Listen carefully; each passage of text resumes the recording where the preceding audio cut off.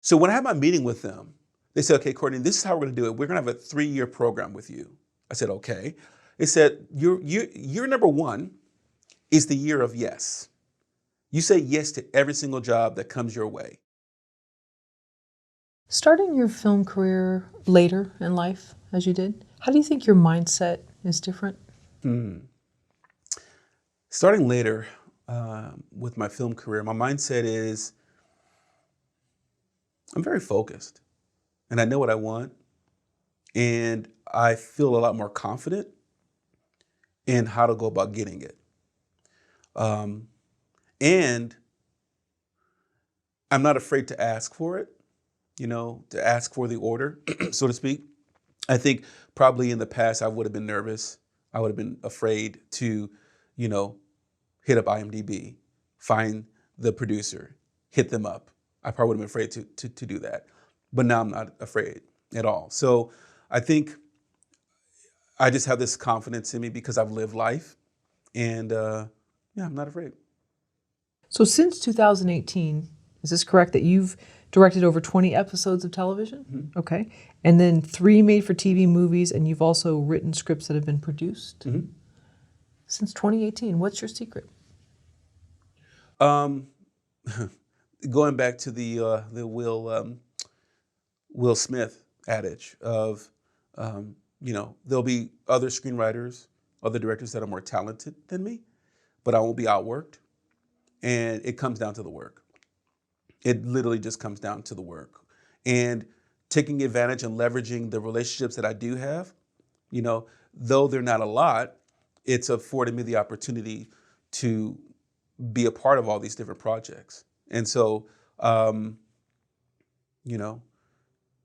being a good person, being a person that people can count on, being on time, being courteous, the basics that your mother and father taught you, that does carry a long way in this business because there's so many jerks. And, when you are that way, people want to continue to work with you. And so that's what's allowed me to kind of do that. Some of it is right place, right time, but it doesn't matter if you're not prepared to do the work, So there's a little bit of luck involved with that, of course. But no, I put the work in. And, even today, so for example, there's the show that I write on, and I've directed a lot of episodes of TV on, it's called Saints and Sinners. So they're going into their 6th season right now. I've written on season 4, season 5, and I wrote on season 6.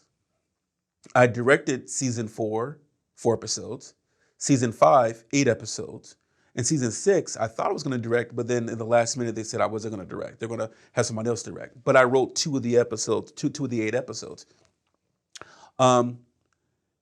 It's a situation where even though I didn't get the job to direct it, I'm always hitting them up, say, okay, guys, what's next? What can we work on next? So I keep that communication going because nobody's going to just give you anything. It's that whole out of sight, out of mind situation. You don't want to be a nuisance, but what you want to do is you want to remind people that, hey, you're available, and the company that I've worked with in the past, they do a lot of work. So it's like, don't forget, I'm around. So let's go shoot something together. Okay, so let's suppose a new filmmaker, whether they're new age-wise or just career-wise, is polite. It's not that they're difficult to work with, but they're just too picky. Do you see that, where new talent is just too picky and maybe they need to take jobs that they may not necessarily want to take in the beginning? That's a good question. Have I seen people that were too picky? I have not seen that personally. However, for those of you that are out there that are that way, so I just joined an agency. They're called the Gersh Agency. They're a pretty big boutique agency. Really great actors are attached to them, but they do literary directing.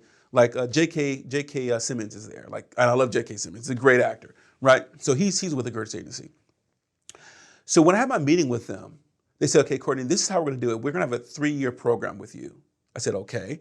They said, year number 1 is the year of yes. You say yes to every single job that comes your way. The idea behind that is that because you are trying to expand your network, you're trying to expand your resume, you take every single job, no matter what it is. And then from there, you'll know what you like, what kind of work you like and what kind of work you don't like. So that in year number 2, you could say the year of no.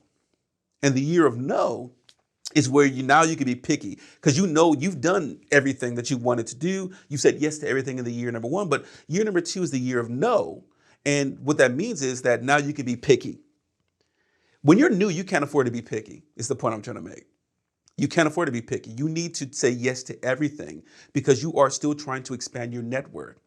No, you may not want to do a Christmas movie. No, you may not want to do a woman in peril movie.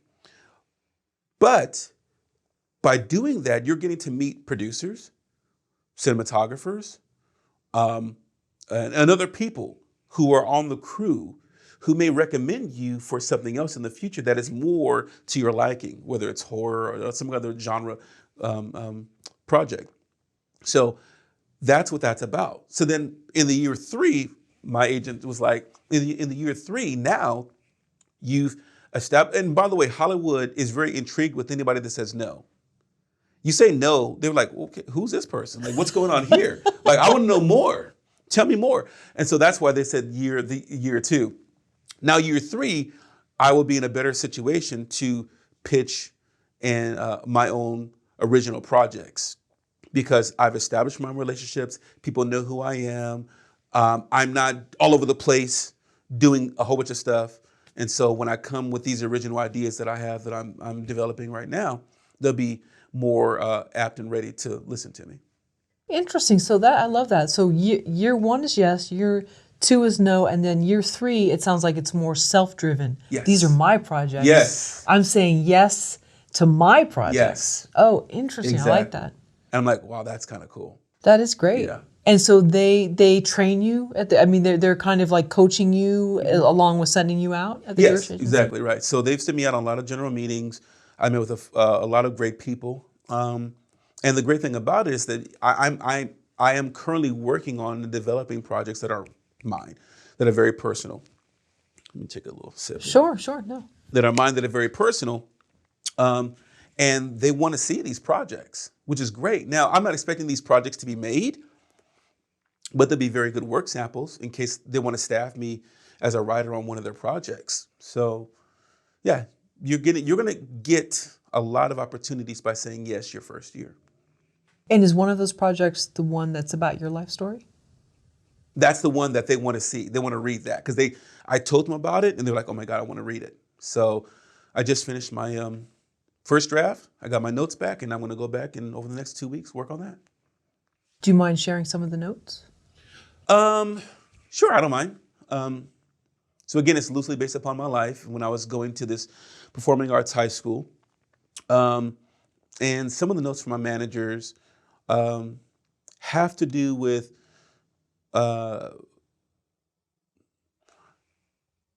so when you write for television, typically you're going to have, for like a 1-hour show, you'll have 5 acts. Sometimes you'll have 5 acts and like a teaser in the very beginning. I have 5 acts, and I think it's in Act 4.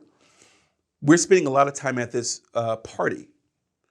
So the idea is that it's a character based upon me, and then I come in contact with these other people at this school, and we become friends. So I needed an event to bring them all together because when Courtney goes to this school, my character goes to this school, he's the new guy. They've already been going to the school for halfway into the semester. So I'm coming in at the halfway point of the semester, right around, the winter break. So they already know each other. And so he becomes friends with one person who introduces him to all these other people. So I needed an event. So I bring them all together at a party. And that's how he kind of becomes friends with all these other people. So the note that I got from my managers was, we like that. Let's shorten it a little bit. And I want to spend more time with Courtney at home. What is his home situation like? What is his relationship with his parents like? His sisters, his brother. What's that like? And what's going on there? And so I'm like, yeah, that's really a good point. because what I wanted to do was I'm taking each of these characters. There's 5 main characters. You're introducing in the pilot is the character based upon me, but the other 4 characters, we're going to spend time with them as well, and I want to see what their dynamic at home is as well. So that's why they wanted to have that go on. They wanted me to kind of spend time with this Courtney kind of character at home to see what his home life was like. So did you just want to show more of the fun side, going to parties and engaging with people from school, and they wanted to see kind of what shaped you? Correct. You're 100% right. And so because of the fact that we're going to spend time with these kids at fun things, seeing them do fun things, seeing them in the school as they try to, really strive at this performing arts school, we were going to get that at some point in other episodes, but definitely wanted to kind of like really understand where these people were coming from and what drove them to this point. Now there is some fun and game stuff in there. There's a little bit of magical realism when they perform. It's a very fun show. But I mean, I had the whole 4th act was the party, which is like 12 pages, where I can make that into 6 pages at the party. And then the other six pages, I can devote that to Courtney's relationship with his family. So that was some of the notes, the shorten the party scene and show us more backstory of the home. Has anyone said, you know what, it's too hard to write a realistic narrative about yourself? You're too close to it? No one's ever told me that it's too hard to write a narrative about myself because I'm too close to it. No. In fact, I was encouraged to do this. This actually is so funny because when I got my managers in 2018, the first thing I told them was that I do not want to direct a dance movie.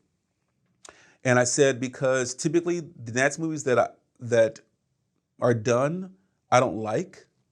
They're typically about the dance, but not the story. I said, the kind of stuff that I like is like all that jazz, a choreographer who does coke and sleeps with his dancers. Like that's the kind of stuff that I like. I like a little more darker stuff, and the other stuff is a little bit too popcorny, for me. So initially I said no, and so they've always wanted me to write this story, but I said no because number one, it was very close to me. I was afraid, and I didn't think I didn't know a way into the story that was going to be unique. So initially the story was just going to be about a bunch of kids who go to performing arts school. I'm like, okay, we've seen Fame. We've seen this done. Like, what's so different? What's so special? And I couldn't find a way to break it. And then I said, why don't I just base it upon me and people that I know? We'll change the names and everything, but that's what we'll do.